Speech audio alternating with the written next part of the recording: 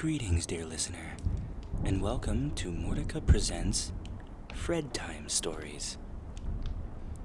On this show, I will be reading short horror stories from both up-and-coming authors and horror legends alike.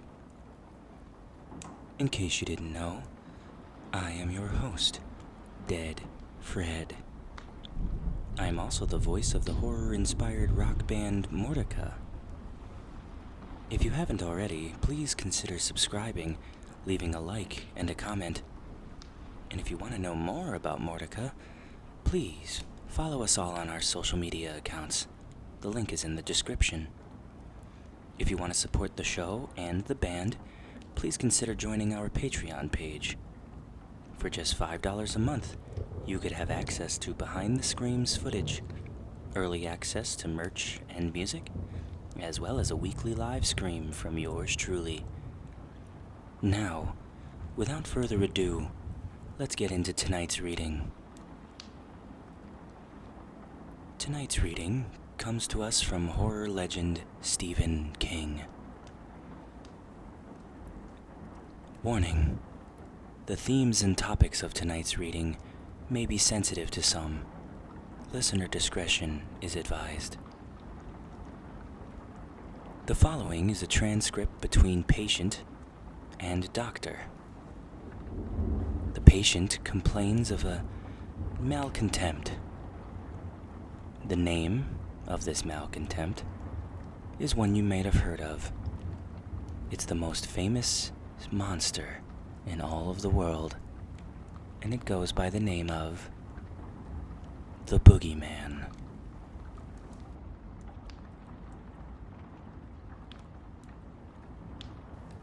I came to you because I want to tell you my story, the man on Dr. Harper's couch was saying. The man was Lester Billings from Waterbury, Connecticut. According to the history taken from Nurse Vickers, he was 28, employed by an industrial firm in New York, divorced, and father of 3 children, all deceased. I can't go to a priest because I'm not Catholic. I can't go to a lawyer because I haven't done anything to consult a lawyer about. All I did was kill my kids, one at a time. Killed them all. Dr. Harper turned on the tape recorder. Billings lay straight as a yardstick on the couch, not giving it an inch of himself. His feet protruded stiffly over the end. Picture of a man enduring necessary humiliation. His hands were folded corpse-like on his chest. His face was carefully set. He looked at the plain white composition ceiling as if seeing scenes and pictures played out there. "Do you mean you actually killed them, or—" "No!" A patient flick of the hand. "But I was responsible. Denny in 1967, Cheryl in 71, and Andy this year. I want to tell you about it." Dr. Harper said nothing. He thought that Billings looked haggard and old. His hair was thinning, his complexion sallow. His eyes held all the miserable secrets of whiskey. They were murdered, see? Only no one believes that. If they would, things would be all right. "Why is that?" "Because..." Billings broke off and darted up his elbows, staring across the room. "What's that?" he barked. His eyes had narrowed to black slots. "What's that?" "The door." "The closet," Dr. Harper said, "where I hang my coat and leave my overshoes. Open it. I want to see." Dr. Harper got up wordlessly, crossed the room, and opened the closet. Inside, a tan raincoat hung on one of the 4 or 5 hangers. Beneath that, there was a pair of shiny galoshes. The New York Times had been carefully tucked into one of them. And that was all. "All right," Dr. Harper said. "All right." Billings removed the props of his elbows and returned to his previous position. "You were saying," Dr. Harper said as he went back to his chair, "that if the murder of your 3 children could be proved, all of your troubles would be over. Why is that?" "I'd go to jail," Billings said immediately. For life. And you can see into all the rooms in jail. All of the rooms. He smiled at nothing. How were your children murdered? Don't try to jerk it out of me. Billings twitched and stared balefully at Harper. I'll tell you. Don't worry. I'm not one of you freaks strutting around and pretending to be Napoleon or explaining that I got hooked on heroin because my mother didn't love me. I know you won't believe me. I don't care. It doesn't matter. Just to tell it will be enough. All right, Dr. Harper got out his pipe. I married Rita in '65. I was 21 and she was 18. She was pregnant. That was Denny. His lips twisted into a rubbery, frightening grin that was gone in a wink. I had to leave college and get a job, but I didn't mind. I loved both of them. We were very happy. Rita got pregnant just a little after Denny was born, and Cheryl came along in December of '66. Andy came in the summer of '69, and Denny was already dead by then. Andy was an accident. That's what Rita said. She said sometimes that birth control stuff doesn't work. I think that it was more than an accident. Children can tie a man down, you know, women like that, especially when a man is brighter than they are. Don't you find that's true? Harper grunted non-committally. It doesn't matter, though. I loved him anyway. He said it almost vengefully, as if he had loved a child despite his wife. Who killed the children? Harper asked. The Boogeyman. Lester Billings answered immediately. The Boogeyman killed them all. Just came out of the closet and killed them. He twisted around and grinned. You think I'm crazy, all right. It's written all over you, but I don't care. All I want to do is tell you and get lost. I'm listening, Harper said. It started when Denny was almost 2 and Cheryl was just an infant. He started crying when Rita put him to bed. We had a 2-bedroom place, see. Cheryl slept in a crib in our room. At first I thought she was crying because he didn't have a bottle to take to bed anymore. Rita said don't make an issue of it, let it go, let him have it, and he'll drop it on its own. But that's one way to start off bad. You get permissive with them, spoil them, and then they break your heart. Get some girl knocked up, you know, or start shooting dope. Or then they get to be sissies. Can you imagine waking up one morning and finding your kid, your son, is a sissy? After a while, though, when he didn't stop, I started putting him to bed myself, and if he didn't stop crying, I'd give him a whack. Then Rita said he was saying light over and over and over again. Well, I didn't know kids that little. How can you tell what they're saying? Only a mother can tell.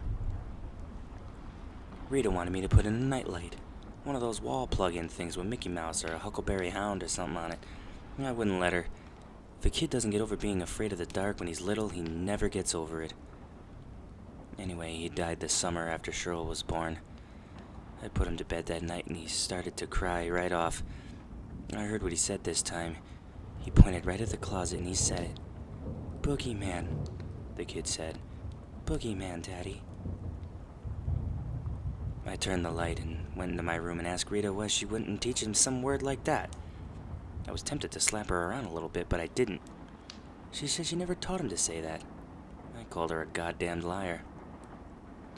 It was a bad summer for me, see. The only job I can get was loading Pepsi-Cola trucks in a warehouse, and I was tired all the time. Cheryl would wake up and cry every night, and Rita would just pick her up and sniffle. God, I tell you, sometimes I felt like throwing both of them out of a window. Christ, kids could drive you crazy sometimes. You could kill them. That kid woke me up at 3 in the morning right on schedule. I went to the bathroom only a quarter awake, you know, and Rita would ask me to check on Denny. I told her to do it herself and went back to bed. I was almost asleep when she started to scream. I got up, went in. The kid was dead. On his back. White as flour, except for where the blood had sunk. Back of the legs, the head, the buttocks. His eyes were open, and that was the worst, you know. Wide open and glassy, like the eyes you see on a moose head some guy put over his mantle. Like pictures you see of those gook kids over in Nam. But an American kid shouldn't look like that. Dead on his back, wearing diapers, rubber pants, because he'd been wetting himself. Awful. I love that kid. Billings shook his head slowly, then offered the rubbery, frightening grin again. Rita was screaming her head off. She tried to pick Denny up and rock him, but I wouldn't let her. Cops don't like it when you touch any of the evidence, I know that. Did you know it was the Boogeyman then? Harper asked quietly. Oh, no, not then. But I did see one thing. It didn't mean anything to me then, but my mind stored it away. What was that? The closet door was open. Not much, just a crack, but I knew I left it shut. See, there's dry cleaning bags in there. Kid messes around with one of those and bango. Asphyxiation, you know that? Yes. What happened then? Billings shrugged. We planted him. He looked morbidly at his hands, which he had thrown dirt on 3 tiny coffins. Was there an inquest? Sure. Billings' eyes flashed with a sardonic brilliance. Some backcountry fuckhead with a stethoscope and a bag full of junior mints and a sheepskin from some cow college. Crib death, he called it. You ever hear such a pile of yellow shit? Kid was 3 years old. Crib death is most common during the first year, Harper said carefully. But diagnoses have gone on death certificate for children up to the age of 5, for want of a better bullshit, Billings spat out violently. Harper relit his pipe. Anyway, we moved Cheryl into Denny's room a month after the funeral. Rita fought it tooth and nail, but I had the last word. It hurt me, of course it did. Jesus, I loved having that kid with us. But you can't get overprotective. You make a kid a cripple that way. When I was a kid, my mom used to take me to the beach and then scream herself hoarse. Don't go out too far. Don't go there. It's got an undertow. You only ate an hour ago. Don't go over your head. Even watch out for sharks. Before God. So what happens? I can't even go near the water now. It's the truth. I get cramps if I go near the beach. Rita got me to take her and the kids to Savin Rock once when Denny was alive. I got as sick as a dog. You can't get overprotective. And you can't coddle yourself either. Life goes on. Cheryl went right into Denny's crib. We sent the old mattress to the dump, though. I didn't want my girl to get any germs. So a year goes by, and one night, while I'm putting Cheryl into her crib, she starts to yowl and scream and cry. Boogeyman, Daddy. Boogeyman. Boogeyman. That threw a jump into me. It was just like Denny, and I started to remember about that closet door, open just a crack when we found him. I wanted to take her into our room for the night, but... Did you? No. Billings regarded his hands, with his face twitched. How could I go in there to Rita and admit I was wrong? I had to be strong. She was always such a jellyfish. Look how easy she went to bed with me when we weren't married. Harper said, On the other hand, look how easily you went to bed with her. Billings froze in the act of rearranging his hands and slowly turned his head to look at Harper. You trying to be a wise guy? No, indeed, Harper said. Then let me tell it my way, Billings snapped. I came here to get this off my chest, to tell my story. I'm not going to talk about my sex life if that's what you expect. Rita and I had a very normal sex life with none of that dirty stuff. I know it gives some people a charge to talk about it, but I'm not one of them. Okay, Harper said. Okay, Billings echoed with uneasy arrogance. He seemed to have lost the thread of his thought, and his eyes wandered uneasily to the closet door, which was firmly shut. Would you like that open? Harper asked. No, Billings said quickly. He gave a nervous little laugh. What do I want to look at the overshoes for? The Boogeyman got her too, Billings said. He brushed at his forehead, as if sketching memories. A month later, but something happened before that. I heard a noise in there one night, and then she screamed. I opened the door real quick, hall light on, and she was sitting up in her crib crying, and something moved. Back in the shadows, by the closet, something slithered. Was the closet door open? A little, just a crack. Billings licked his lips. Cheryl was screaming about the Boogeyman and something else that sounded like claws. Only she said craws. You know, little kids have trouble with the L sound. Rita ran upstairs and asked what the matter was. I said she got scared by the shadows of the branches moving on the ceiling. Closet, Harper said. Huh? Closet. Closet. Maybe she was trying to say closet. Maybe, Billings said. Maybe that was it. I don't think so. I think it was claws. His eyes began seeking the closet door again. Claws. Long claws. His voice had sunk into a whisper. Did you look into the closet? Yeah. Billings' hands were laced tightly across his chest, laced tightly enough to show the white moon in each knuckle. Was there anything there? Did you see the... I didn't see anything. Billings screamed suddenly, and the words poured out as if a black cork had been pulled from the bottom of his soul. When she died, I found her, see, and she was black, all black. She swallowed her own tongue, and she was staring at me.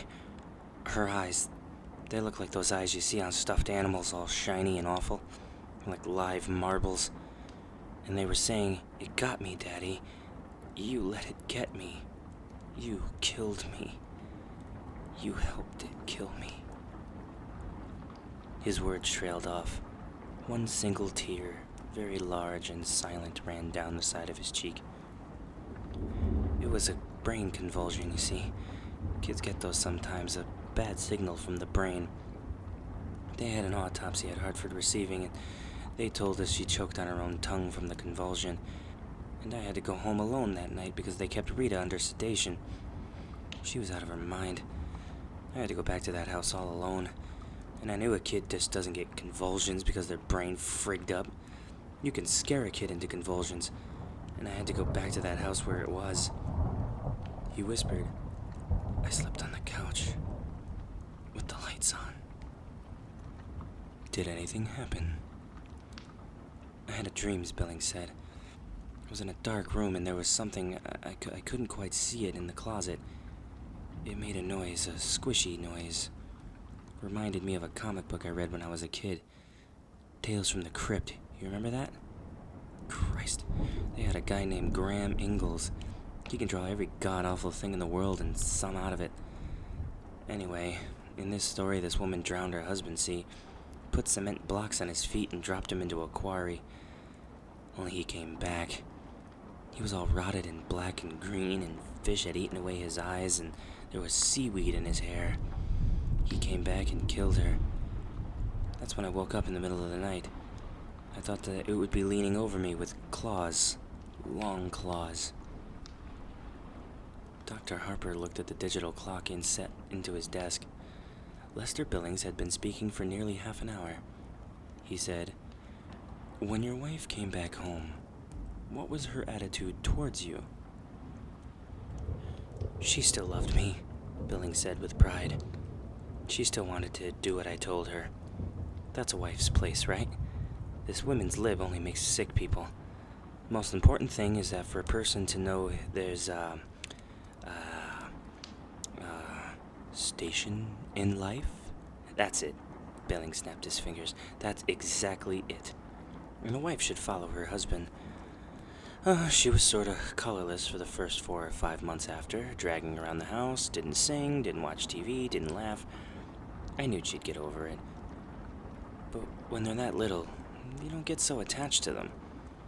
After a while, you gotta go to the bureau drawer to look at a picture to even remember exactly what they looked like." "She wanted another baby," he added darkly. I told her it was a bad idea. Oh, not forever, just, for a while. I told her it was time for us to get over these things and begin to enjoy each other a little. We never had a chance to do that before. If you wanted to go to a movie, you had to hassle around for a babysitter. You couldn't go downtown to see the Mets unless her folks would take the kids, because my mom wouldn't have anything to do with us. Denny was born too soon after we were married, you see. She wouldn't even come to the wedding. Billings drummed his chest with his fingers. Rita's gynecologist sold her on this thing called an IUD. Inter-youth something device, I don't know. Foolproof, the doctor said. He just sticks it up the woman's, her place. And that's it. And if there's anything in there, the egg can't fertilize. You don't even know it's there. He smiled at the ceiling with dark sweetness. No one knows if it's there or not. Next year she's pregnant. Some foolproof. No birth control method is perfect, Harper said. The pill is only 98%. The IUD might have been ejected by cramps or strong menstrual flow, or in exceptional cases by evacuation. Yeah, or you could just take it out. That's possible. So what's next? She's knitting little things, singing in the shower, and eating pickles like crazy. Sitting on my lap and saying things about how it must be God's will. Piss. The baby came at the end of the year after Cheryl's death. That's right, a boy.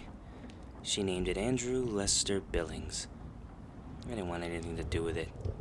At least at first. My motto was, she screwed up, let her take care of it. I know how that must sound, but you have to remember, I'd been through a lot. But I warmed up to him, you know it. He was the only one of the litter who actually looked like me, for one thing. Denny looked like his mother, and Cheryl didn't look like anybody except maybe my Grammy Ann. But Andy was a spitting image of me. I get to playing around with him in his playpen when I got home from work. He'd grab only the one finger and smile and gurgle. 9 weeks old, and the kid's grinning up at his old man. You believe that? Then one night, here I am, coming out of a drugstore with a mobile hanging over the kid's crib. Me. Kids don't appreciate parents until they're old enough to say thank you, but that was always my motto. But there I was, buying him silly crap, and all at once I realized I loved him most of all. I had another job by then, a pretty good one, selling drill bits for Cluett & Sons. I did real well, and when Andy was 1, we moved to Waterbury. The old place had too many bad memories, and too many closets. The next year was the best for us. I'd give every finger on my right hand just to have it back again. Sure, the war in Vietnam was still going on, and the hippies were all running around with no clothes on, but it was a quiet street and nice neighbors. We were happy. He summed up simply. I asked Rita once if she wasn't worried. You know, bad luck comes in threes and all that. She said not for us. She said Andy was special. She said God had drawn a ring around him. Billings looked morbidly at the ceiling. Last year wasn't so good. Something about the house changed. I started keeping my boots in the hall because I just didn't want to open the closet door anymore. I kept thinking, well, what if it's in there? All crouched down and ready to spring the second I opened the door. I started thinking I can hear squishy noises. Something black and green and wet was moving around in there, just a little. Rita asked me if I was working too hard, and I started to snap at her, just like the old days. I got sick to my stomach leaving them alone to go to work, but I was glad to get out. God help me, I was glad to get out. I started to think, that it lost us for a while when we moved. It had to hunt around, slinking through the streets at night, maybe creeping in the sewers, smelling for us.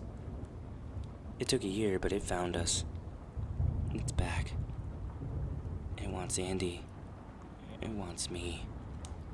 I started to think maybe if you think of a thing long enough and believe in it, it gets real. Maybe all the monsters we were scared of when we were kids, Frankenstein, Wolfsman, Mummy, maybe they were real. Real enough to kill the kids that were supposed to have fallen into gravel pits or drowned in lakes or just never found, maybe. Are you backing away from something, Mr. Billings? Billings was silent for a long time. 2 minutes clicked off the digital clock, and then he said abruptly, Andy died in February. Rita wasn't there. She got a call from her father. Her mother had been in a car crash the day after New Year's and wasn't expected to live. She took a bus back that night. Her mother didn't die, but she was on the critical list for a long time, 2 months. I had a very good woman who stayed with Andy days. We kept house nights. The closet doors were kept coming open. Billings licked his lips. The kid was sleeping in the room with me. It's funny, too. Rita asked me once when he was 2 if I wanted to move him into another room. Spock or one of those other quacks claims it was bad for kids to sleep with their parents. You see, it's supposed to give them traumas about sex and all that. But we never did it unless the kid was asleep. I didn't want to move him. I was afraid to after Danny and Cheryl. But you did move him, didn't you? Dr. Harper asked. Yeah, Billings said. He smiled a sick yellow smile. I did. Silence again. Billings wrestled with it. I had to. He barked finally. I had to. It was all right when Rita was there, but when she was gone, it started to get bolder.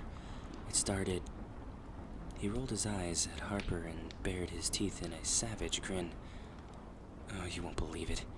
I know what you think. Just another goofy of your casebook. I know that, but you weren't there, you lousy smug-headed peeper. One night, every door in the house blew wide open. One morning, I got up and found a trail of mud and filth across the hall between the coat closet and the front door. Was it going out or coming in? I don't know. Before Jesus, I don't know. Records all scratched up and covered with slime, mirrors broken, all the sounds. The sounds. He ran a hand through his hair. You'd wake up at 3 in the morning and look at the dark, and first you'd say, it's only the clock. But underneath it, you can hear something moving in a stealthy way.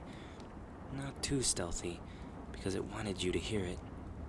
A slimy, sliding sound, like something from a kitchen drain, or a clicking sound, like claws being dragged lightly over a staircase banister.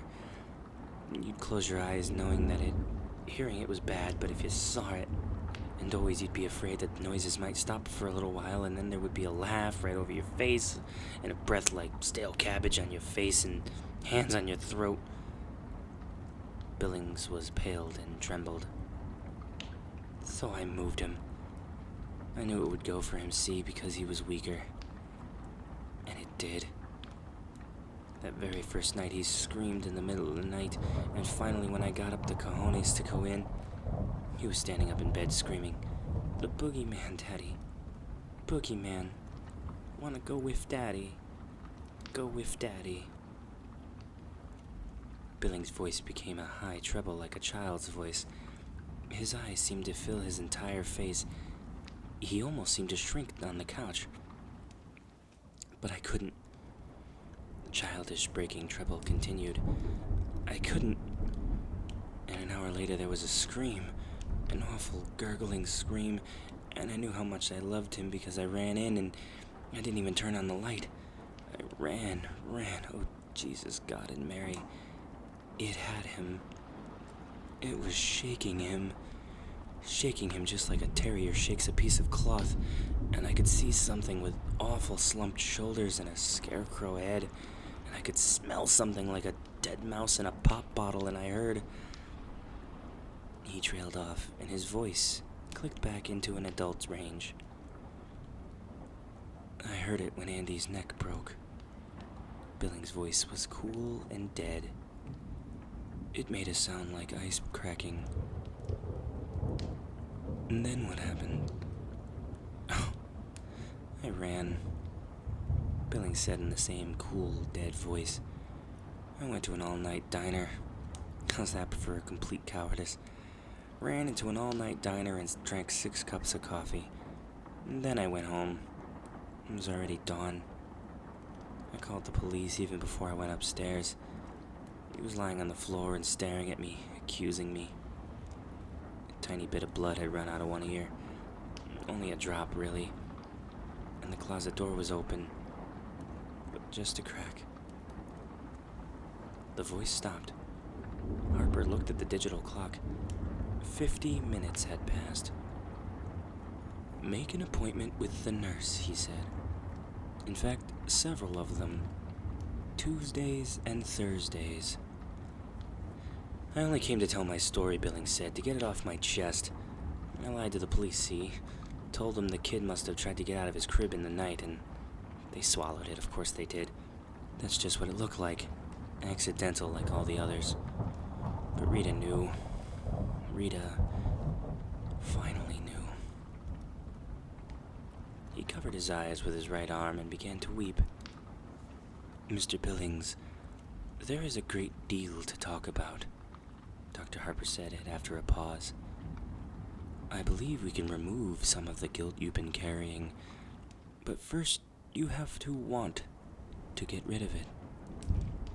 Don't you believe I do? Billings cried, removing his arms from his eyes. They were red, raw, and wounded. Not yet, Harper said quietly. Tuesdays and Thursdays. After a long silence, Billings muttered, "Goddamn shrink, all right. Make an appointment with the nurse, Mr. Billings, and have a good day." Billings laughed emptily and walked out of the office quickly and without looking back. The nurse's station was empty. A small sign on the desk blotter said, "Back in a minute." Billings turned and went back into the office. "Hey, Doc, your nurse is..."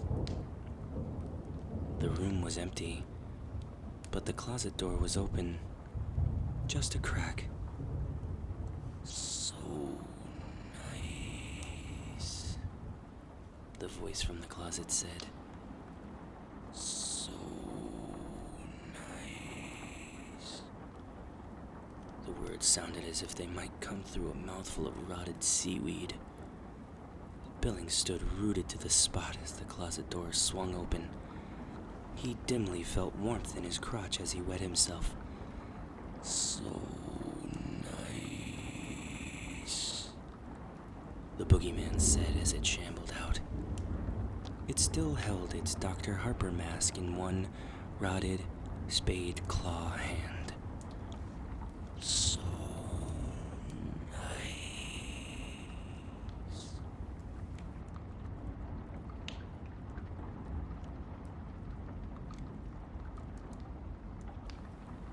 I hope you have enjoyed tonight's reading, and hope you will stop by again.